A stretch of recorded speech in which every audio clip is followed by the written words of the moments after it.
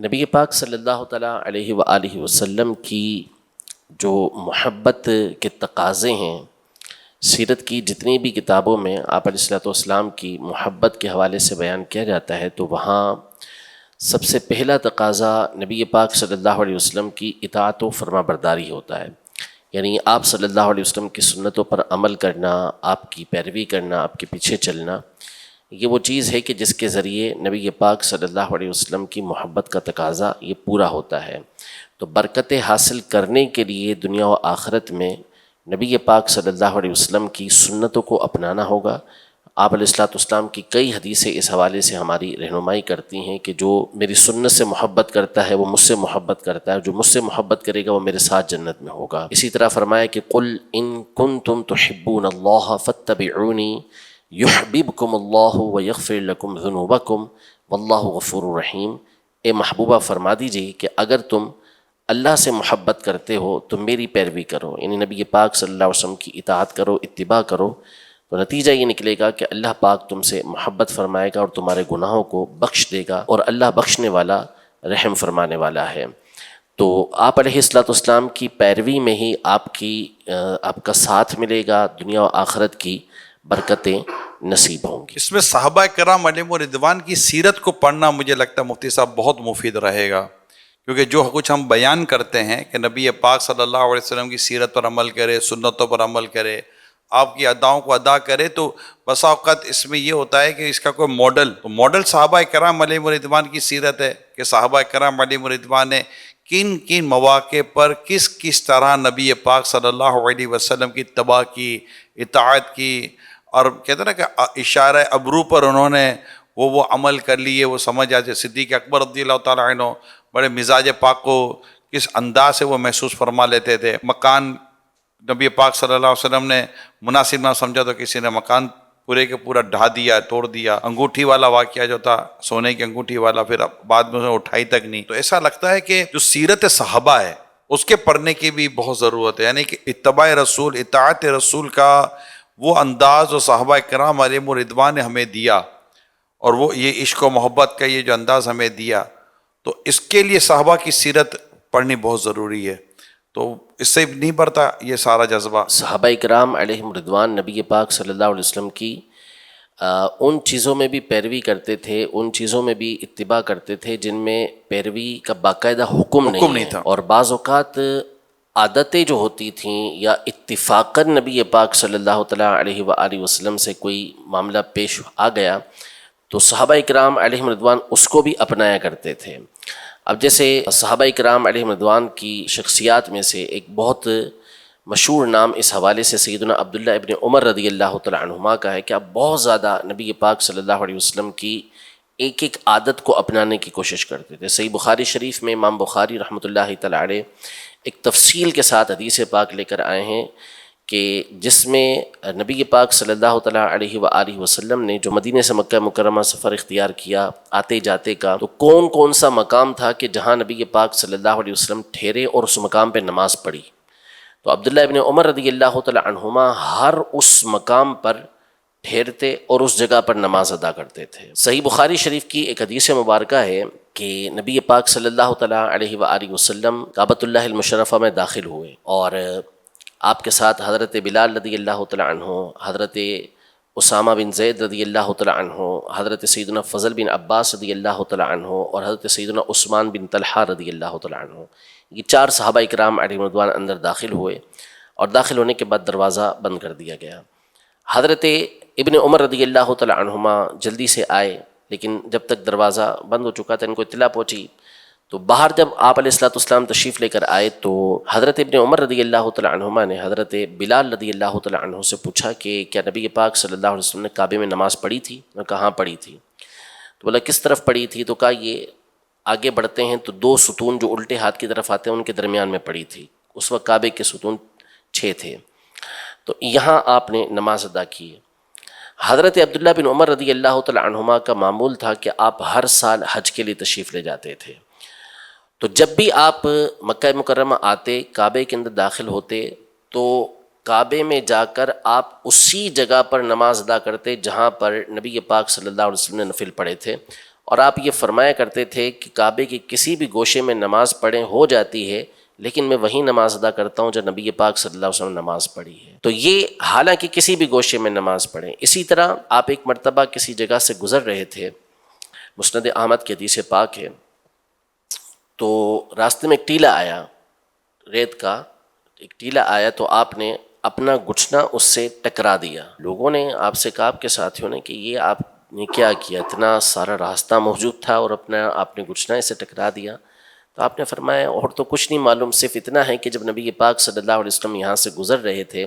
تو آپ کا مبارک گھٹنا اس سے ٹچ ہوا تھا، اس ٹیلے سے، اس مقام سے، بس اسی ادا کو ادا کرنے کے لیے میں نے اپنا گھٹنا اس سے ٹکرا دیا۔ سبحان اللہ۔ حضرت سیدنا عثمان غنی رضی اللہ تعالی عنہ کی حدیث مبارکہ کہ آپ نے وضو کیا پورا، اور وضو کرنے کے بعد آپ مسکرائے، پھر آپ نے اپنے ساتھیوں سے کہا کہ تم معلوم ہے کہ میں کیوں مسکرایا؟ تو پھر آپ نے فرمایا کہ نبی پاک صلی اللہ تعالیٰ علیہ وسلم نے اسی طرح وضو کیا تھا، پھر بشارت دی تھی، اور اس کے بعد آپ صلی اللہ علیہ وسلم مسکرائے تھے، تو اس مسکرانے کی ادا کو ادا کرنے کے لیے آپ مسکرا رہے تھے۔ حتیٰ کہ سیدنا صدیق اکبر رضی اللہ تعالیٰ عنہ کا جو وصال ہوا، عمر تو 63 برس ہی تھی نبی پاک صلی اللہ علیہ وسلم کی جو عمر مبارک ہوئی اس کے مطابق، لیکن آپ کا وصال جو ہوا وہ پیر شریف کے بعد ہوا، 2 دن کے بعد ہوا۔ لیکن آپ نے اپنی شہزادی سے، جب کیفیت ایسی تھی آپ کی، مرض الموت تھا اور آخری وقت تھا، تو ذہنی کیفیت کے اعتبار سے اور ظاہر ہے کہ ایک تکلیف ہوتی ہے، تو آپ نے اپنی شہزادی سے پوچھا کہ نبی پاک صلی اللہ علیہ وسلم کا وصال کب ہوا تھا، دنیا سے پردہ کب فرمایا تھا؟ کہا کہ پیر کے دن۔ تو پھر آپ نے تمنا کی اور کہا کہ میں اسی رات کو انتقال کرنا چاہتا ہوں، یعنی عمر بھی وہ نصیب ہو، دن بھی وہ نصیب ہو کہ جس میں نبی پاک صلی اللہ علیہ وسلم دنیا سے گئے، کفن بھی اسی طرح کا، ہر چیز اس طرح کی۔ تو صحابہ کرام علیہم رضوان یہ ہمارے لیے ایک بہترین رول ماڈل ہے۔ یہ تصور والی بات ہے، سوچنے والی بات ہے کہ حضرت آدم علیہ السلام سے لے کر حضرت سیدنا عیسیٰ علیہ نبینا و علیہ السلام تک جتنے انبیاء کرام علیہ السلام آئے ہیں، یقیناً یہ سارے کے سارے کامل و اکمل ہیں، کسی کی زندگی کے اندر، کسی کی سیرت کے اندر کوئی کمی نہیں ہے، سب اعلیٰ و عرفہ ہیں۔ لیکن ہم اگر حضرت سیدنا آدم علیہ نبینا و علیہ السلام سے لے کر حضرت سیدنا عیسیٰ علیہ نبینا و علیہ السلام تک کی جو سیرت ہے اس کو مکمل پڑھنا چاہیں تو کون سی کتاب میں ہمیں یہ ملے گی؟ حضرت آدم علیہ السلام نے ساری زندگی یہ اعمال کیے، آپ کا مبارک حلیہ سر سے پاؤں تک اس طرح تھا، آپ علیہ السلام اس طرح کے کپڑے پہنا کرتے تھے، اس طرح بیٹھا کرتے تھے، اس طرح چلتے تھے، کہیں نہیں ملے گا آپ کو۔ چند واقعات یہ ملیں گے، ابراہیم علیہ السلام کی زندگی کے چند واقعات ملیں گے، موسیٰ علیہ السلام کی زندگی کے چند واقعات، عیسیٰ علیہ السلام کی زندگی کے چند واقعات، حالانکہ سارے کے سارے کامل ہیں، لیکن نبی پاک صلی اللہ علیہ وسلم کی زندگی، پیدائش کے واقعات یہ ہمیں بتائے گئے، آپ علیہ السلام نے اعلان نبوت سے پہلے کی زندگی کس طرح گزاری، اس وقت صادق و امین کے نام سے مشہور تھے، بہت سارے واقعات وہ ہمیں معلوم۔ اعلان نبوت کے بعد نبی پاک صلی اللہ علیہ وسلم کی زندگی کس انداز میں گزری، آپ کے اخلاق کریمہ کا ایک ایک پہلو، چاہے سخاوت کا ہو، چاہے شجاعت کا ہو، چاہے وہ حیا کا ہو، چاہے وہ حسن معاشرت کا ہو، گفتگو کرنی ہے تو کس سے کس انداز میں گفتگو کرنی ہے، گفتگو کرتے ہوئے آپ علیہ السلام مکمل طور پر سامنے والے کی طرف متوجہ ہیں، نظریں نیچے ہوتی تھیں تو کب آسمان کی طرف آپ دیکھا کرتے تھے، آپ علیہ السلام چلتے تھے تو چلتے ہوئے آپ صلی اللہ علیہ وسلم کس طرح محسوس ہوتے تھے کہ آپ گویا کے ڈھلان سے اتر رہے ہیں، آپ علیہ السلام بیٹھتے کس انداز میں تھے، سوتے کس انداز میں تھے، عبادت کس انداز میں کیا کرتے تھے، یہ ساری باتیں ہمیں معلوم۔ آپ علیہ السلام صبح اٹھتے کون سی دعائیں پڑھتے، تہجد کے وقت کون سی دعائیں پڑھا کرتے تھے، تہجد میں کتنی رکعتیں آپ ادا کیا کرتے تھے، آپ علیہ السلام لوگوں کے درمیان آتے تو کیا آپ کا انداز ہوتا، دعائیں کون سی، یعنی صبح سے رات تک کی دعائیں ہمیں معلوم۔ پھر اس کے بعد آپ یہ دیکھیں کہ صحابہ کرام علیہم رضوان کا نبی پاک صلی اللہ تعالیٰ علیہ وآلہ وسلم کی سیرت تو سیرت، آپ صلی اللہ علیہ وسلم کی صورت اور جسم مبارک کا ان لوگوں نے کس قدر گہرائی کے ساتھ مطالعہ کیا تھا، حلیہ مبارکہ کیسا تھا، یعنی آنکھ مبارک کے بارے میں بتا دیا کہ کس طرح اس کے اندر ڈورے ہوتے تھے، آنکھیں کس قدر درمیانی بہترین قسم کی تو آپ کہ علیہ کام السلام آسان کی نہیں تھا۔ آنکھیں تھی، بالکل پیشانی مبارک کس انداز کی تھی، آپ علیہ السلام کے کان مبارک کیسے تھے، آپ علیہ السلام کی داڑھی مبارک کیسی تھی، وہ داڑھی مبارک میں سفید بال کتنے تھے؟ یہ بھی کتنے تھے، گردن مبارک کیسی تھی، آپ علیہ السلام کا سینہ مبارکہ، یعنی کس طرح بیان کیا کہ یہ سینے سے لے کر ناف تک بالوں کی صرف ایک لکیر جاری تھی، باقی اس کے علاوہ کسی مقام پر بال نہیں ہیں نبی پاک صلی اللہ علیہ وسلم کے۔ آپ علیہ السلام چل رہے ہیں تو چلتے ہوئے قدم کا کون سا حصہ لگ رہا ہے اور اس کے درمیان کس طرح کا خم ہے، آپ علیہ السلام کے جسم اطہر سے چادر مبارک کا کوئی حصہ ہٹتا ہے تو اس کے بارے میں بیان کرتے ہیں کہ وہاں سے نور کی کرنیں نکل رہی ہوتی تھی، وہ انور المتجرد تھے، یعنی ایک ایک بات۔ آپ علیہ السلام کا رنگ مبارک کیسا تھا، ناک مبارک کے بارے میں کتنی گہرائی کے ساتھ مطالعہ کہ ایسا لگتا تھا کہ اونچی ناک ہے، لیکن غور سے دیکھنے والا دیکھتا تو نور کا حالہ نظر آتا تھا، دونوں آنکھوں کے درمیان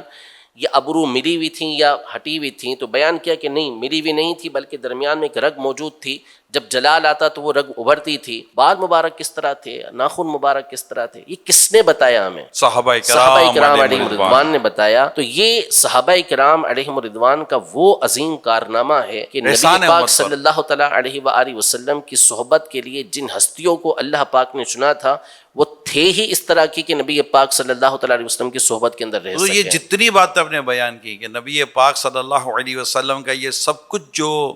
محفوظ ہوا، یہ بھی ایک یعنی یوں تو اس کی تو بہت ساری حکمتیں، بہت سارے اس کے مقاصد بیان ہو سکتے ہیں، لیکن اگر تھوڑا سا موضوع کی طرف بھی آئیں تو یہ آخری نبی ہونے کی طرف بھی یہ ہے کہ اب چونکہ آقا کے بعد کسی نبی نے آنا ہی نہیں ہے، تو اب سرکار صلی اللہ علیہ وسلم کی سارے باتیں اتنی محفوظ کر لی گئیں کہ اب قیامت تک کوئی نبی نہیں آئے گا، کوئی دوسری امت نہیں آئے گی، کوئی دوسری کتاب نہیں آئے گی۔ اور پھر اللہ کا جو یہ ارشاد ہے لقد کان لکم فی رسول اللہ اسوۃ حسنہ، اس پر عمل ہونا، صحابہ کرام علیہ رضوان نے یہ سب کچھ ہمیں ان کی سمجھے کہ ان کے عشق و ان کی محبت، حتیٰ کہ ازواج مطہرات امہات المومنین نے جس طرح نبی پاک صلی اللہ تعالیٰ علیہ وسلم کی گھریلو زندگی، یعنی کہ یہ تو چلے باہر کی ایک زندگی تھی، لیکن امت کو تو گھریلو زندگی کا بھی تو سبق حاصل کرنا تھا کہ آقا صلی اللہ علیہ وسلم گھر میں کیسے رہتے۔ صحابہ کرام میں یعنی ایک تو ام المومنین سیدنا عائشہ صدیقہ رضی اللہ تعالیٰ عنہا نے بھی بیان کیا، دیگر ازواج مطہرات نے بھی اپنے اپنے طور پر بیان کیا، مگر ایک طرف جو بھی بات ہو رہی تھی کہ صحابہ کرام علیہ رضوان نے بھی امہات المومنین سے پوچھا ہے، معلومات لی ہے کہ آقا صلی اللہ علیہ وسلم کا انداز مبارک کیا ہوا کرتا تھا، تاکہ گھر کی زندگی بھی محفوظ ہو جائے، باہر کی زندگی محفوظ ہو جائے، اور ساری زندگیاں محفوظ ہوئیں۔ اور حضور صحابہ کرام علیہ رضوان نے یہ باتیں بیان کی، میں کہوں گا احسان ان کا بھی ہم پر ہے جنہوں نے ان باتوں کو بڑی ہی تحقیق اور بڑی عمدہ انداز سے ہم تک پہنچایا ہے۔ ابن عباس رضی اللہ تعالیٰ عنہما یہ حضرت ام المومنین میمونہ رضی اللہ تعالیٰ عنہا کے بھانجے تھے، تو نبی پاک صلی اللہ علیہ وسلم ایک رات جب حضرت میمونہ رضی اللہ تعالیٰ عنہا کے یہاں ٹھہرے، ان کی باری تھی،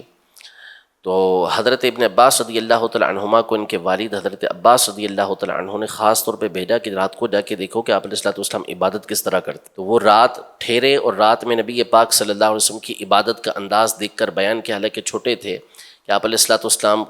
بیدار ہوئے، بیدار ہونے کے بعد وہ اپنی آنکھوں سے نیند کو دور کیا، یہ سب بیان کیا انہوں نے مسح النوم، اور پھر اس کے بعد مشکیزے کے پاس گئے، مشکیزے کے پاس جو لٹکا ہوا تھا اس سے ہلکا ہلکا وضو کیا، پھر آپ نے آ کے اس انداز میں نماز ادا کی، وہ نماز کی پوری کیفیت انہوں نے بیان کی، پھر کون سے سورہ آل عمران کی آخری 10 آیتوں کی نبی پاک صلی اللہ علیہ وسلم نے تلاوت کی، اس بات کو انہوں نے بیان کیا۔ تو یہ صحابہ کرام علیہم رضوان نے اس انداز میں، اور پھر اس کے بعد چونکہ نبی پاک صلی اللہ علیہ وسلم کے بہت سارے فرمان تھے کہ بلغوا عنی ولو آیا، ایک ہی بات ہو وہ میری طرف سے پہنچا دو، اور فرمایا فلیبلغ الشاہد الغائب، کہ جو حاضر ہے وہ غائب تک پہنچا دے، جو یہاں موجود نہیں اس تک پہنچا دے، اور جگہ جگہ فرمایا نبی پاک صلی اللہ علیہ وسلم نے کہ آگے پہنچاؤ، کہ ہو سکتا ہے کہ جس کو پہنچایا جا رہا ہے وہ اس سے زیادہ اس کو یاد رکھنے والا، سمجھنے والا ہو کہ جس نے پہنچایا ہے۔ تو اس لیے ان صحابہ کرام علیہ رضوان نے آگے پہنچایا، وہ تابعین بھی نہ رکے، انہوں نے بھی آگے پہنچایا، اور یہ تو ایک ایسی جد و جہد ہے محدثین کی، فقہاء کرام کی، کہ حافظ ابن حبان رحمۃ اللہ تعالی علیہ المجروحین کے مقدمے میں ارشاد فرماتے ہیں کہ یہ محدثین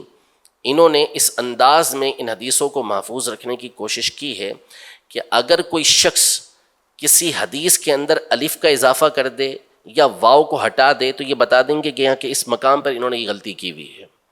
تو اس قدر ان لوگوں نے کوشش کی جس کی وجہ سے یہ ذخیرہ احادیث ہمارے سامنے محفوظ ہوا. نبی پاک صلی اللہ علیہ وسلم کی سیرت، آپ علیہ الصلوۃ والسلام کی سنتیں اور طریقہ کار ہم تک پہنچائے.